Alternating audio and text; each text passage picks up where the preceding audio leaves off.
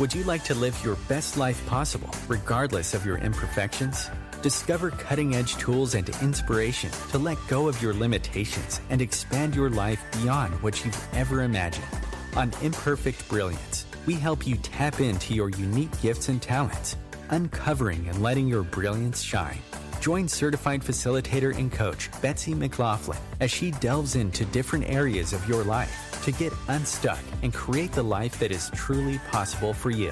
Betsy has changed her life by utilizing the tools and techniques she is sharing with you. What if your willingness to acknowledge your brilliance is the catalyst to creating a new reality? When you stop judging you, what else can you create in your life and in the world? Join Betsy live every Tuesday at 6 p.m. Eastern to create magical and joyous possibilities for an hour of laughs, questions, tips, and more. We are excited to contribute and play with you.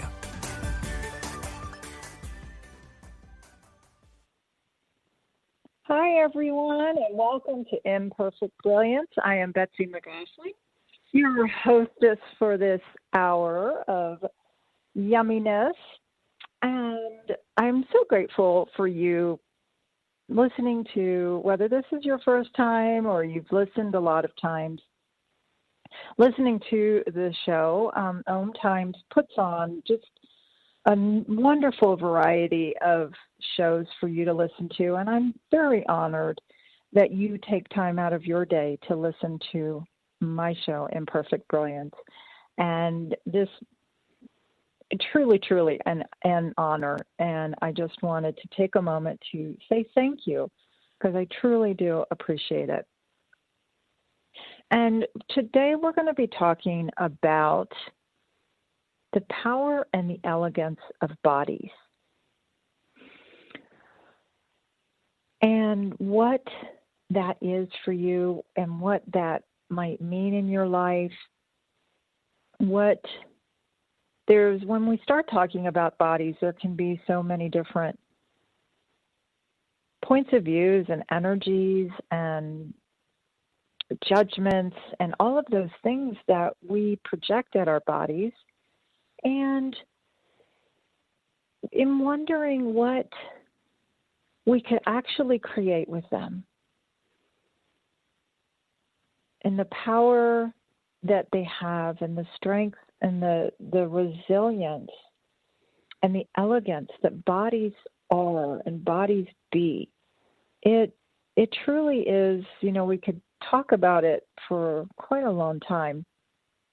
And that is what we were scheduled to talk about today with my guest, Kalpana, and I'm not sure if she's having technical difficulties or if she'll be on joining us shortly.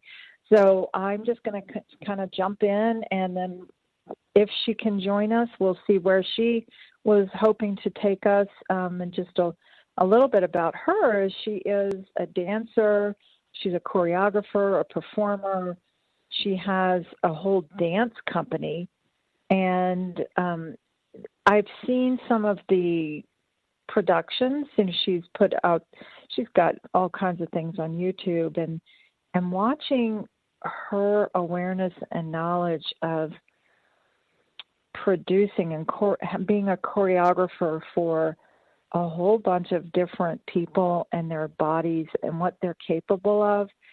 I'm really looking forward to talking to her about this. So whether it's today or if she's not able to come on, it looks like she is calling in now, that we can talk about that and see where, how this all came about for her. And so the elegance of bodies, and how much even have we been told that we're, to be afraid of bodies, or our bodies can't do certain things. So just a little bit more information about Kalpana. She, like I said already, she is an internationally acclaimed performer.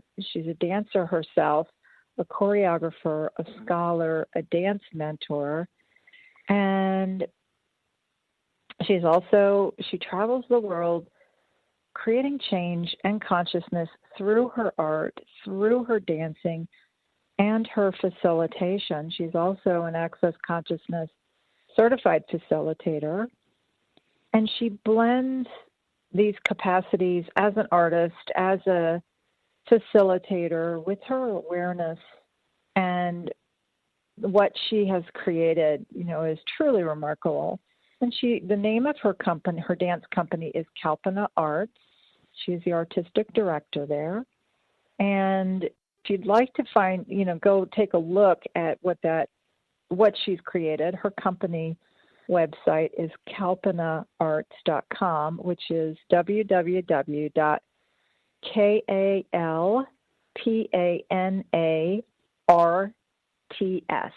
kalpanarts.com. And that is for her dance company. And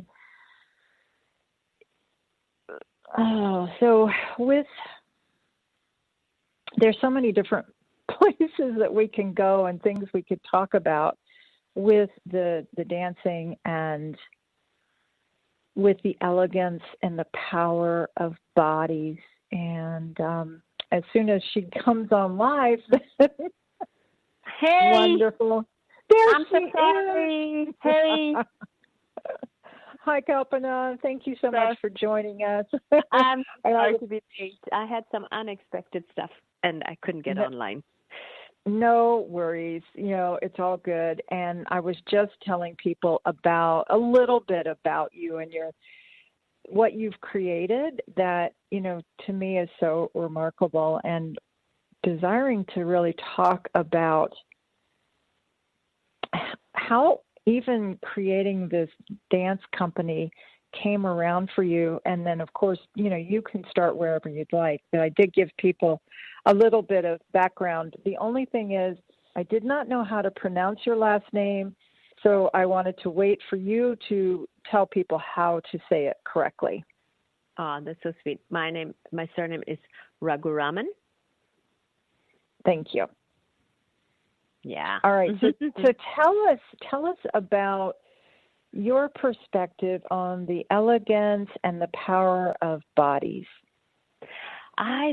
This topic really has been popping a lot for me with this whole coronavirus thing, which is kind of funny because this is where everybody's talking about the patheticness of the bodies and the feebleness and the impossibilities.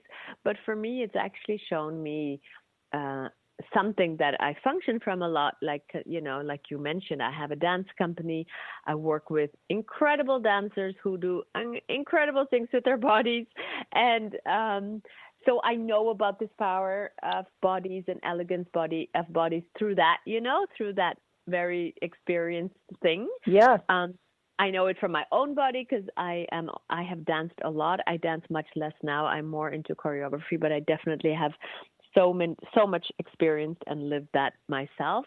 I just feel the more I have been allowing that exploration of the body to open up to me, the more I am finding power and elegance, even in places and moments where we think there is none.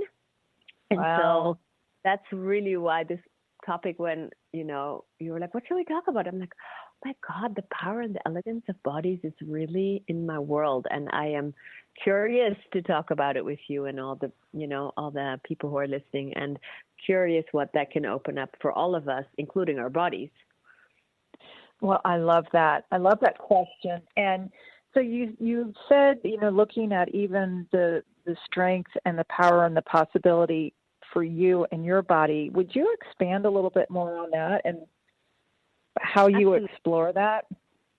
I mean, I would say mostly through my dance experience, I have seen how my body has been very resilient with a lot of things. So there's quite a lot of examples, but one that pops now is, for example, I have a solo that I had made on Frida Kahlo, the Mexican painter.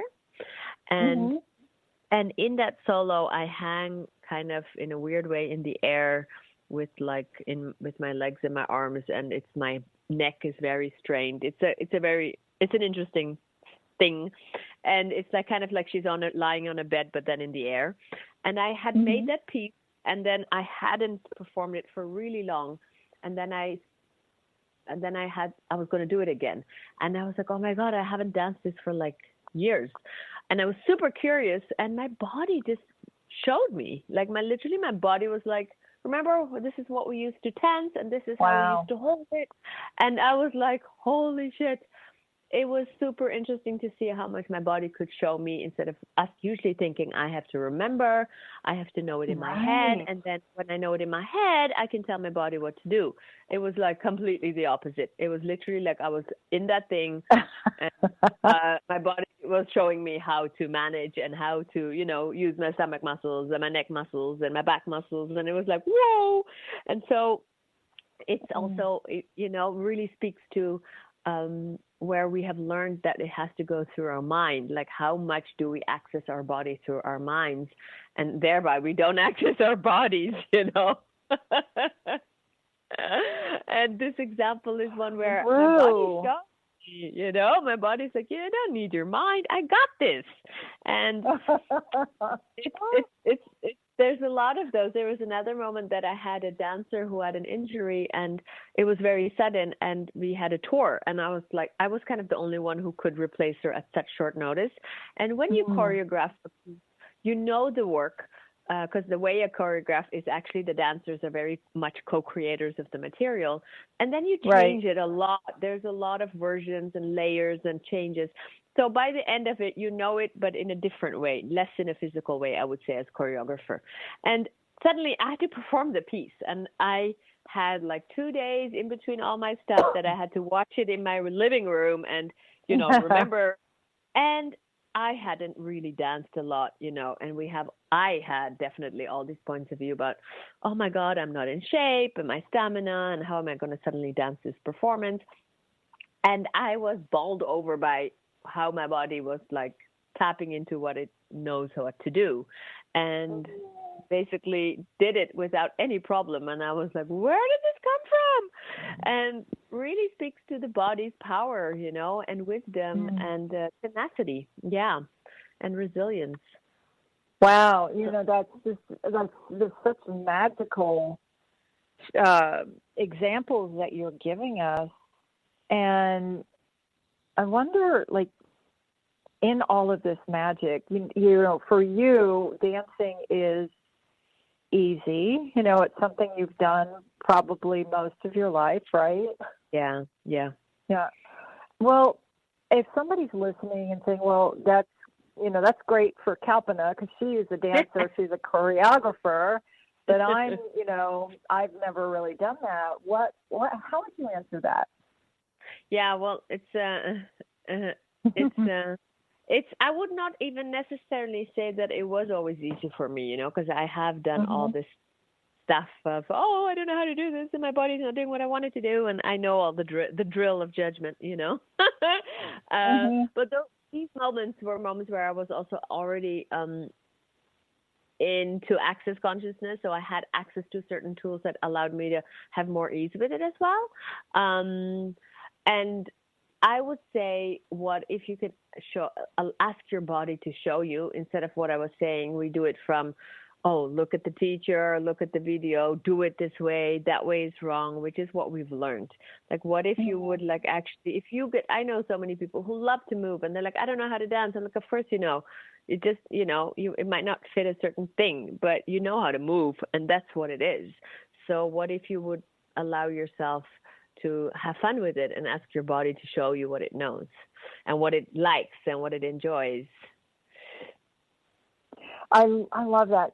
So asking your body what it enjoys and what it loves, he or she loves to do, whatever gender you have in this lifetime. And with that, I was like, well, my body doesn't talk to me. Then how would you answer that one? Well, so it doesn't necessarily, because it's not like it has a voice. We see talking a lot as a very verbal thing, right? But what it's but then if it would even be okay, dance is so vast. Does it want to do ballet? Does it want to do hip hop? Does it want to do freestyle? Does it want to do, what is that called? 5 elements or something? There's a thing called 5. There's another thing that's very popular. There's Nia. Yes, exactly. And I mean, your body will light up. It will show you in a very nonverbal way. Maybe your nipples will get hard, or you'll get goosebumps, or you'll just smile, or your breath will get more relaxed. Like your body will show you like that one. And it's learning to trust that, because it's not something we've learned at all. We've mostly been discouraged from trusting that. But just like ask and look what your body is saying in that very nonverbal way, like it always does, but we just haven't learned to look at that and consider it. And you will get it, and you might misunderstand it, and it's fine. It's really part of the whole exploration. Yeah, I love hearing that too. And it is such a nonverbal communication, with our bodies, and then really it's a muscle that you build, right? Just like you're dancing, or if you wanted to be an Olympic athlete, the first day out you're not running your triathlon from the start to the finish. And so it is all a muscle. And what kind of tools and questions would you like to share with the listeners about what they could start asking their body to increase their communication with their body? I would say, like anything, that the thing is that we have kind of forgotten to include our body when it comes to things that is about our body. It's kind of like our parents choosing our hobbies for us. And you're like, well, the hobby's for me. Shouldn't I be choosing that one myself? That's a good example. Your mom is like, you love piano. You're like, I hate piano. No, you love piano. That's a great example. Thank you. So it's actually that. It's starting there. I think we're all going on a break. Yes, and we'll be back shortly. Stay tuned for more with Kalpana and Betsy today.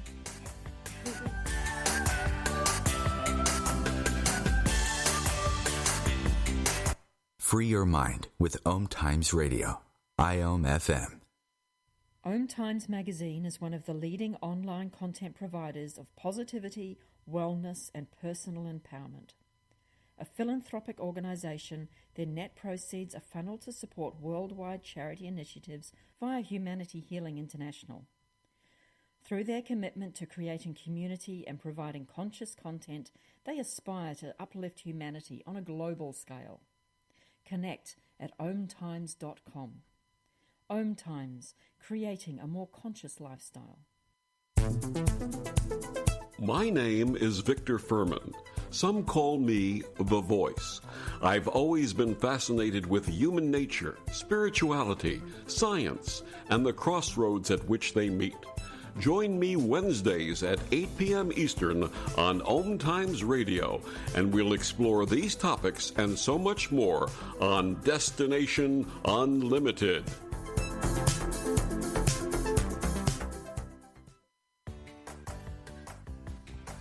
Are you looking to change anything in your life, to have an even greater appreciation of everything around you? Would you enjoy having a life of more joy and greater abundance, and explore what is possible for you? My name is Betsy McLaughlin, and I invite you to explore simple and pragmatic tools that I share on my radio show, Imperfect, Brilliance. I know firsthand that you can change anything. We explore tools and questions with amazing guests, offering all kinds of conversations on living your best life. I invite you to listen in Tuesdays at 3 p.m. Pacific, 6 p.m. Eastern to Imperfect Brilliance. Consider a coaching call with me, and let's explore what you would like your life to be like. Visit my website at www.creatingyumminess.com, and you're invited to call in to Imperfect Brilliance with your questions, Tuesdays at 3 p.m. Pacific, 6 p.m. Eastern. I look forward to connecting.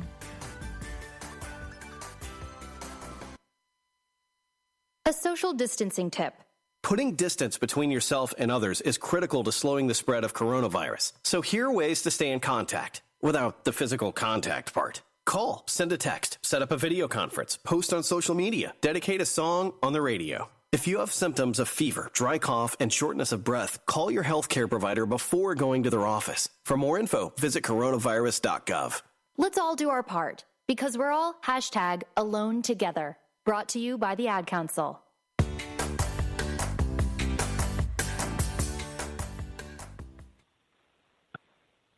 Welcome back to Imperfect Brilliance. We're having a wonderful conversation today with Kalpana, and we're talking about the beauty, the elegance, the power, the potency, and more of our amazing bodies.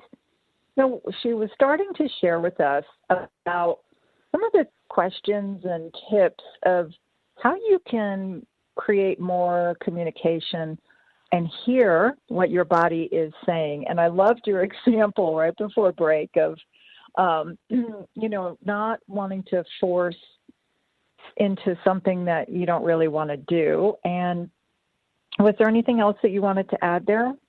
Yes, actually, I was going to say that, when you were asking how can we actually start to include this presence and communication with our body to start to open that up as a daily thing, we do a lot of things for our body where we don't involve our body, like, the example of your mother choosing your hobby instead of you. Right. So when you're going to get dressed, do you ask your body what it wants to wear, or do you decide what you think it should wear? So that's a very daily activity, but you can literally really start to play with the most simple things like, okay, what do you want to wear? Do you want to eat? And if that's kind of making you go, that sounds good. Okay, body, what do you want to eat? You can open the fridge and look at where your eyes are going to, or what is kind of, making you excited. And it could be that you go into the kitchen and you don't find anything because you're not hungry, or there's nothing in the house that your body wants. And so it's really, I would say we get more connected by actually doing the very basic everyday things where we have not learned to include our body. And by doing that, we open ourselves up to becoming more and more present with all the aspects where our body is actually, let's say, the character, the lead character of that situation. And that helps you then when you are starting to play more with questions like, hey, how do you want to move? Or, okay, I want to dance. What do you want? So it becomes really part of that bigger context of like, hey, if you start to include your body with dancing, what about in the morning? And what about when you want to have a drink, or when you want to go for a walk, or maybe you want to go running? So everything becomes a moment of, hey, okay, body, what is it that you want, and not what have I decided you should do? That right there, what would you like to do instead of what you have decided to do? Yeah. And, right. That is such a, it can sound simple, and yet, like, for me, I certainly have undone a lifetime of overriding my body, and and now looking at all the different places where I just haven't listened. And if anyone else, and I'm so grateful for these conversations and the possibilities that at any time you can change it. It's not like, well, that's just the way I've always been, so that's the way I got to continue being. And how lucky are we that our bodies are so. And you talked about this a little earlier. They're so present with us, and they're so malleable into something different. And in that co-creation, right, where let's say somebody's listening and they're 65 years old and they've never exercised a day in their life, and they decide tomorrow, right, that they would like to learn ballroom dancing. Great. It's not impossible, right? It is not impossible. No, it is really not. And it's funny that you give this example, because I have an Access Consciousness workshop that I give that's called Joy of Movement. And I think 2 years ago, I gave it in Paris, and there was a man in the class who was about 68. And he said, I wasn't allowed to move as a boy. I loved music. I loved moving. That was just something that my father especially forbade me to do. I have literally never danced. And in that class, I said, I said to him, don't force yourself, like we have exercises that we really get up and move. And I said, give yourself the space to go how you want to go. And the first exercise he didn't. And the second exercise, he got up and he went for it. And there were just tears streaming down his cheeks and mine too, because it was just so touching to see him give that gift. And there was nothing, like you said, it's not impossible. It's the choice of doing it that is the whole thing. And it was such a touching experience. I'll never forget it. But it was like, wow, 68, and it's okay. Yeah. That's a beautiful, beautiful example. And, so at 68 years old, where he had been forbidden to do what he really desired to do, and then he finally gave himself the permission and the freedom to explore that must have been an absolutely gorgeous experience to be part of. Oh, gosh, it was like where I was like, because sometimes, what you were saying, like, okay, Kalpana, for her it's easy, but for others it might be like, well, good for her. It was where I was like, oh my God, I forgot how it's natural for me. So it's always been part of my life, and it's not for people.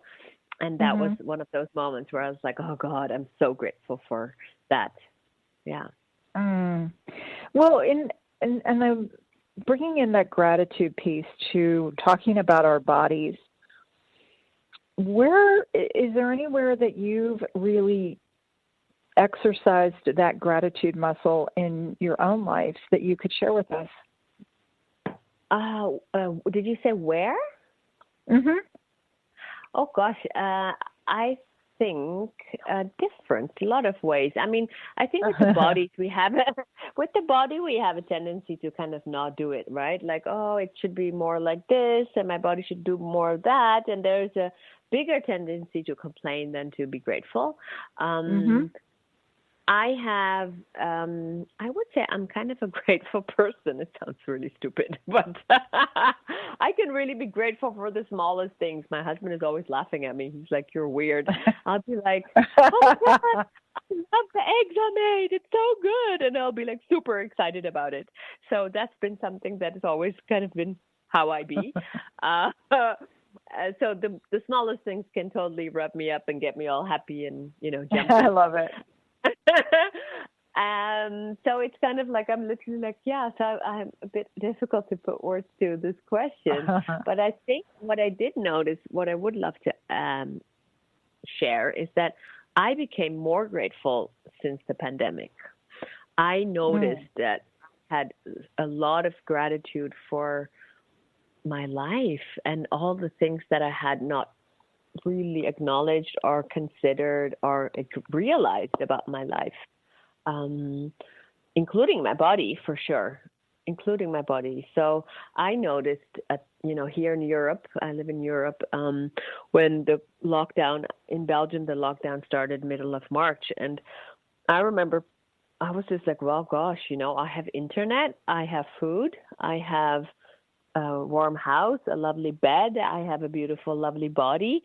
I don't have, there are people who have much worse and much longer than I have to do, So I realized things that I had kind of taken for granted.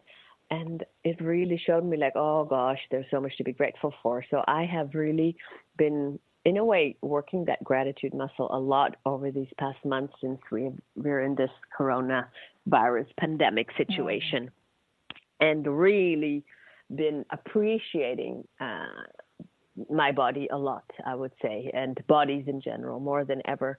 We're not allowed to touch each other and all that blah blah, stuff, and we have to say keep a distance and all that. And for me, I'm more like, oh my God, no! Like right now, you want to put it's exactly the touch and the presence of bodies that is such a healer and such a contribution.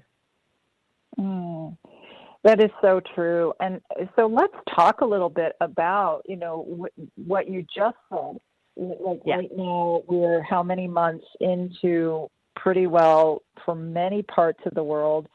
You're not allowed to see people and you're not allowed to touch. And our bodies enjoy touch so much. So if somebody doesn't have people around them that they, can have a hug from or hold somebody's hand or have a kiss on the cheek, like what could they be doing for their, or they do, but they just don't have very much of it. What would you suggest, right, that we could do to nurture our bodies during this time where we're kind of all starved for some touch? Yeah, I love the question. I actually was in the lockdown without my husband because he left for Africa where he's from, where we were building a theater, and he was like, all my projects got canceled and I have so much work there. Should I go there or should I stay? And I was like, I was looking forward to Netflix with you, but I think you should go. It's weird. So he left, and his daughter, who is, into her 20s, was there with me, but she's not a huggy touchy person, So I was kind of doing 14 weeks without him, and I found myself a great friend for my body in nature. I found myself suddenly, we were not allowed to drive here. We were only allowed to walk or take the bicycle, and I went biking. In March, April till June, we were not allowed. You needed permission here. You needed a proof of why you were moving your car, basically. So I grabbed my bicycle, and I'm not a big bikey person at all, but I found my way, and I got so much joy from that. And I went to I went to the forest. I went to a park, and I really found that energy really nourished my body. Just sitting there, enjoying the water or enjoying the trees, that became the space for me where that touch that I was missing, and that the softness, right, and the caring of another body and the touch was really gifted by nature. Yeah. And beautiful. It depends. Thank you, Betsy. And it depends where you live. You might live in a place where you're like, that's far away. And even there's always nooks and crannies where they have something. Like where I live, I live in the city, and there's green, but it's not like outside my door. But there's a really random park here. And the other day I was biking, and it was suddenly really summery and warm, and which is unusual because it's getting really cold here. And I just jumped off my bike, and I just took off my shoes and my socks, and I went and did some earthing. I was like, let me grab some of this yummy earth energy into my body and the sun is shining. And I stood there, and I was like, and the kids were walking around going, okay. So I was like, I don't care. And my body was so happy. And it just, all you need is a patch of green, you know what I mean? And I was like, going for it. So you can, I'm sure wherever you live, you can find that and see what that does to you. It definitely is something that energizes me, that soothes me, that relaxes the body, and actually also really contributes to any inflammation or any discomfort in your body. Putting your feet on the earth, like the most simple thing, actually can really take care of a lot of things and really, really soothe you and nurture you. And do you go barefoot? Yes. Yeah. So in this case, I was on my bike, and I was actually getting some groceries and stuff. And then I saw this place because I went another route, and I was like, oh, it looks so nice, and the sun is shining. And so I just took off my socks and stood there. So you can do that. Yeah. I did that very feet. Yeah. Yeah. A friend of mine sent me a picture where she was walking barefoot. She had her communion with the earth, barefoot. And it is such, you might think that it's just something so simple, but it reminds me of my sweet dog, who's no longer with us in his body, but he was such a beautiful reminder for us of when when you take him outside, and he would be so present with nature, and and it would remind me to stop and take a minute and take a deep breath and be with nature. So thank you so much for the reminder for all of us that it really can be that simple of getting yourself, kind of back to really what does nurture you, and it can be as simple as a patch of grass. Yeah. Yeah, cool. But those are things that I would say, have discovered more over these past months because, everything is different. And like you said, with all that, this missing of touch and presence of bodies, your body, is resilient. It looks for it. Mm-hmm. And the resiliency. So, one of the things in the write-up for the conversation we were having today, you talked about the power of bodies. So let's talk about that piece, the resilience and the power of bodies. Yeah, I mean, I would say the power of the bodies is where, for me, the power of the body is very much the wisdom of it, it knowing what it knows, what it shows you, like what I was explaining with the dance, that it in a way, let's say, remembered stuff that my head didn't. And the power is also, I have to, I cannot resist but talk about the virus.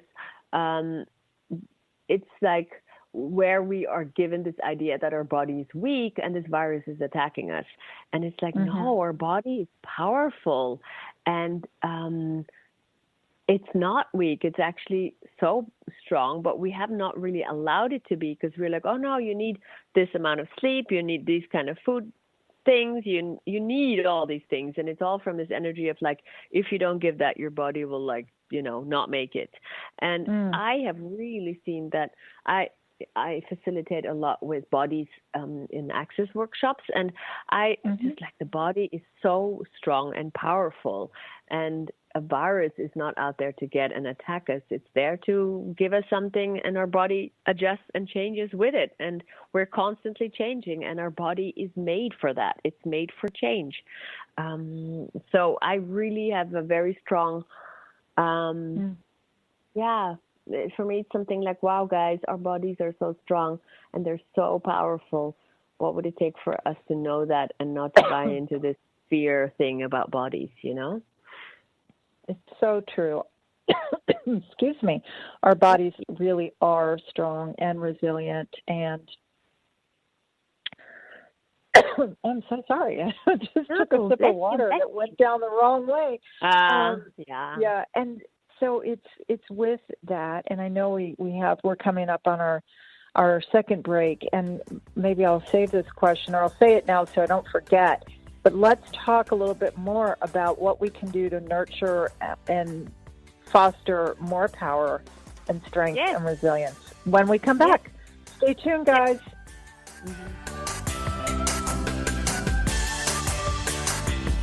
Connecting you with the best of the conscious minds in the world. OMTimes Radio. IOM FM. Host your show on IOM FM, the radio network of OMTimes Media, one of the more recognized brand names in the conscious community, and is backed by the extensive marketing reach of OMTimes. Hosting a show on IOM FM immediately connects you with our extensive dedicated community. Hello, I'm Sandy Sedgbeer, host of OMTimes Magazine's flagship radio show, What is Going On?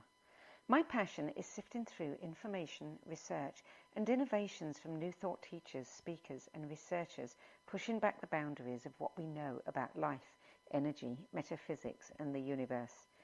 I love shifting perceptions about who we are, why we're here, and how quickly impossible becomes normal when we open our minds, expand our awareness, and accept that the only limits that exist are those we place upon ourselves. So if you're the kind of forward-thinking, eager investigator of what lies beyond the current reality that most perceive, why not make a date to come play with me in the field of possibilities at 4 p.m. Pacific Time, 7 p.m. Eastern Time every Thursday, and together we can discover what's really going on. Hey, hon, what you doing with your phone? Taking pictures? No, I'm asking it questions. Like what? Hey, Bobo, do flowers have best friends? I'm sorry. I'm afraid I don't know that. Hey, follow me. I want to show you something. Look, flowers do have best friends. Whoa. Some answers can only be found in nature. Discover the unsearchable. Visit discovertheforest.org to find a trail near you. Brought to you by the United States Forest Service and the Ad Council.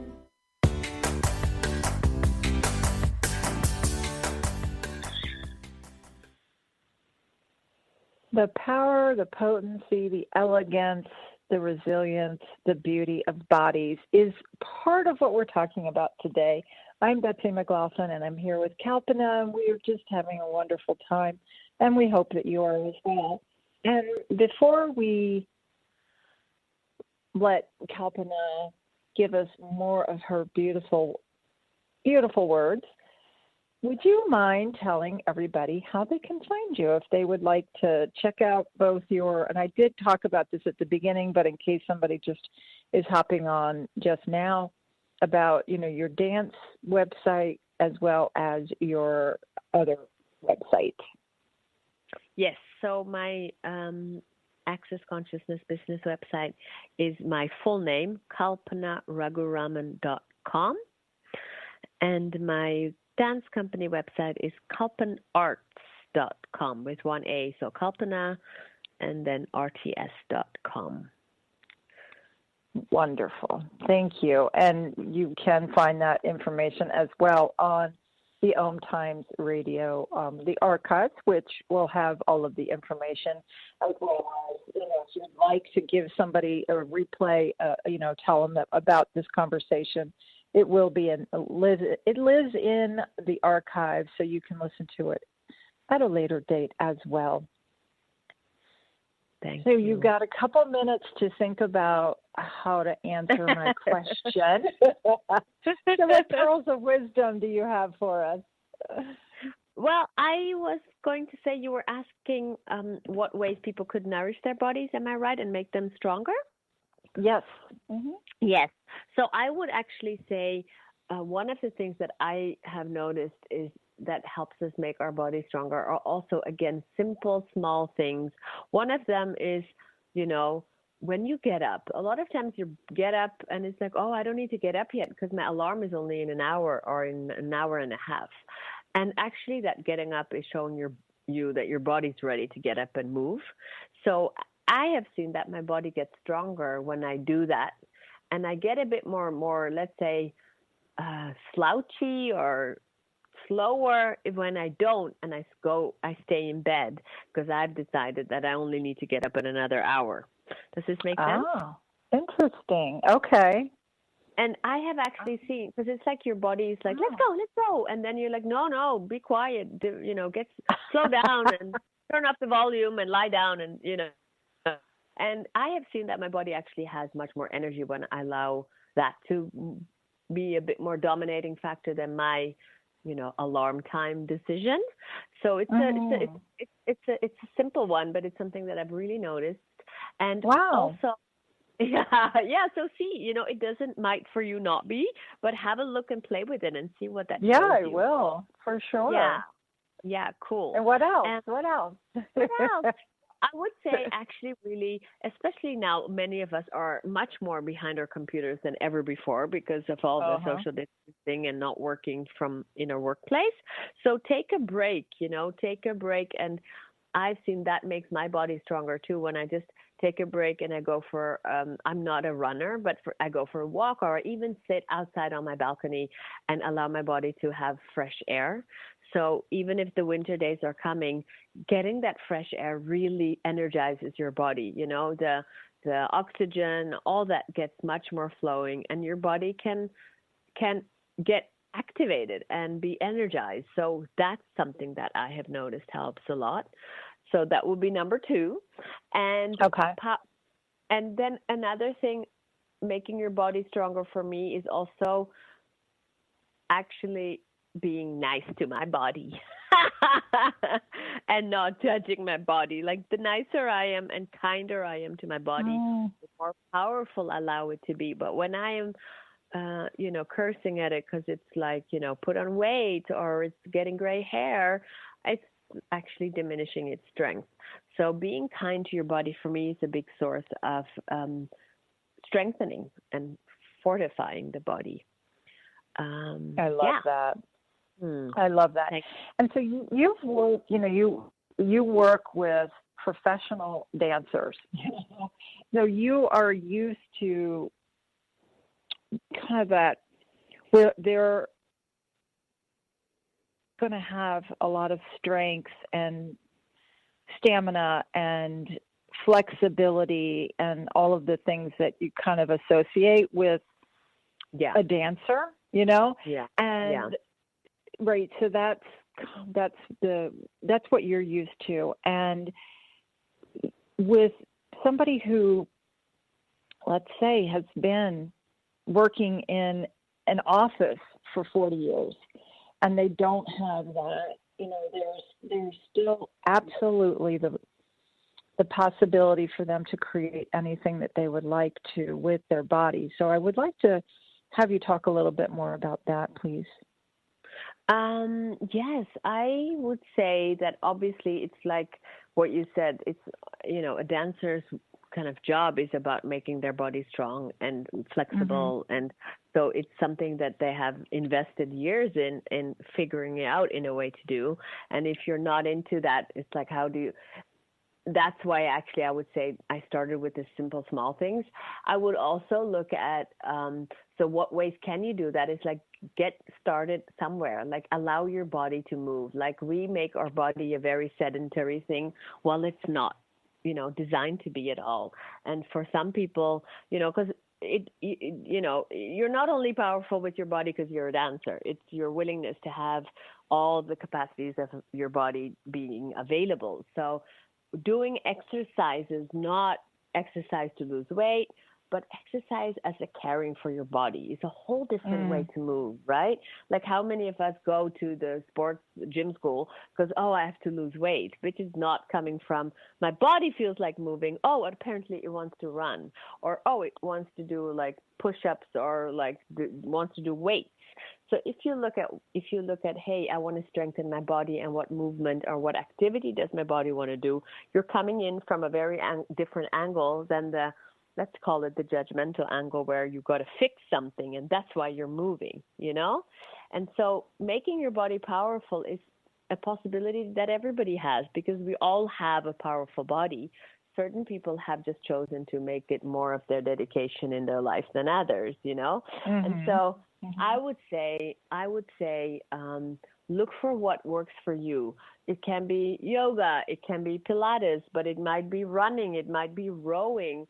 Ask again. I'm going to go back to that first thing of ask your body to show you what activity it would like to do to strengthen it. And you know, the connecting to the earth for me has also shown me that makes my body more powerful because it allows it to, as you pointed out, reconnect with the earth and receive from the earth. So our body's power comes from, I would say, its engagement with the environment, with nature, as well as its own engagement by being physically active. Yeah. Yeah. And that, you know, and then the whole piece of what you just talked about, where you can start wherever you are and go from there. And there's just such a beauty in what you've talked about. And I would like to also have you talk about when you are projecting something at your body and then what that can do to your body. Yeah, that's basically where your body is very obedient, and it basically responds to your projection. So if you say, "Oh my God, you always do this when I eat a piece of cake," then it's going to always do that when you eat a piece of cake. So our bodies are extremely serving. You know, they serve us, and so when we project stuff at it, it literally gives us that because that's what we've ordered. It's literally as simple as that. So becoming present with what you're saying to yourself when you wake up or look in the mirror, you know, especially I think women, as soon as we see a mirror or a reflection of us, we must look for what's wrong. Right. And it's like, what if you actually go in with a whole different way and become present? And if you're judging, don't judge yourself for judging, but go, oh, oops, sorry, buddy. That was my automatic pilot, you know. I've been doing this for a lot of years. But let's try again. And, you know, just become present and become softer and kinder with your body because the projections are not going to bring you anywhere. But also the projection of I must lose weight is a conclusion that you're throwing at your body. And your body is like, okay, thanks for having a conversation about it with me. It's such a rude thing we do to our body that way, Yeah. So wow. that would I'm sorry, it's so true though. It is very rude. We can be so bossy, right? Yeah. Bossy. Totally. Exactly. When you find yourself being bossy, what could you do to change that? Stop. Like actually, literally. Kind of like you're driving into into a one-way street, and you have to go back because otherwise you're going to have to stop driving because it's a dead end. A road with a dead end is what I mean. Mm-hmm. So it's like you're entering a dead end when you do that. So just stop, and then the stopping from oops, there we go. Okay, now let's do something different. Okay, delete, Control, delete. Let's start again. And that. And I would say that lightness, because we get also a bit crazy with, oh no, I did it wrong again, and then you're again back into judgment land. So just stop. If you're doing it, if you're doing that rude thing that we've learned to do, just stop and be like, okay, sorry, let's start again, So it's really that willingness to just stop and make a new choice. And you will be a bit, surprised at moments at how many times you need to stop, but it's okay. Fine. Yeah. It gives us the choice to choose again. Yeah. Great answers. Thank you so much. And it's, looking at, would you treat your best friend? Yeah. Like, awesome. The way that a lot of times we treat our own body. And so what if we actually were willing to change what we're saying, being, and doing for our bodies? And then what does that create in the world? And everything that Kalpana has so beautifully described today with the elegance and the poise and the strength that our bodies have. So how can we co-create that to even create beyond anything that we have created so far for our bodies? Yeah, totally. Love that question. Beautiful. Yeah. Thank you. Thank you, Betsy. I love this conversation. Me too. And so as we wrap up our time together today, do you have some questions that you like to ask your body that you could share with us? Gosh, I would say I shared quite a bit, like what I use myself with the eating and the food, the movement, and also, what else could I add? Let me look. Well, actually, also the question of, hey, body, what do you require right now? And a lot of times we think that's food, and it can be something completely different. And body, what do you know? So that it can show you what it knows. That, it's kind of like when people say, you didn't tell me. And it's like, yeah, but you didn't ask me. That one. So maybe we should start, exactly. Maybe we should start asking a bit more. I love that example. That's awesome. Like, you didn't. Yeah. You need to ask me. Yeah. That is a great example. And, like anywhere that we're expecting our bodies to just be total mind readers, but then we're not listening or paying any bit of attention. Yeah, exactly.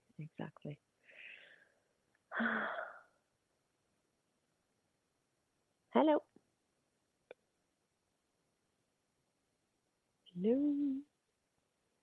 Lost you. Sorry about that. My phone dropped on me. I thought it was me. All good. I'm here. No. Yeah, and so it's really like, where could we not be such control freaks and actually create a communionship, a creationship, a partnership with our bodies and really explore from that place. Exactly. Totally beautifully said. Yeah, totally. Very exciting. You. Thank you. What Thank a wonderful you so much, conversation. Kalpana. Thanks for having me. Thank you. I'm really so grateful, and you guys check out. And you have some things even on YouTube that people could check out, right? I have plenty of stuff. Yes, I have my YouTube channel has a lot of stuff. So if you put in my name, you'll find a bunch of things. And can you spell your last name for everybody real quick? Absolutely. Raghuraman.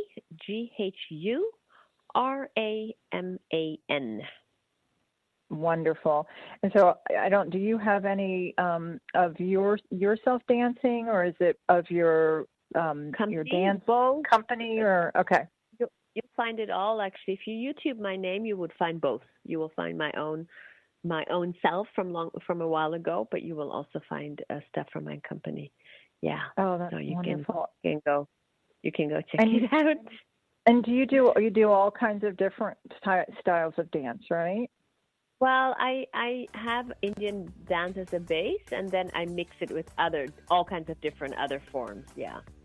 Wonderful. Well, check it out, you guys, and thank you so much for being with us, Kalpana. Thank you for listening. For having me. All right, so sweetheart. much. Take care. Bye. Bye, everybody. Bye. Big virtual hugs. Bye.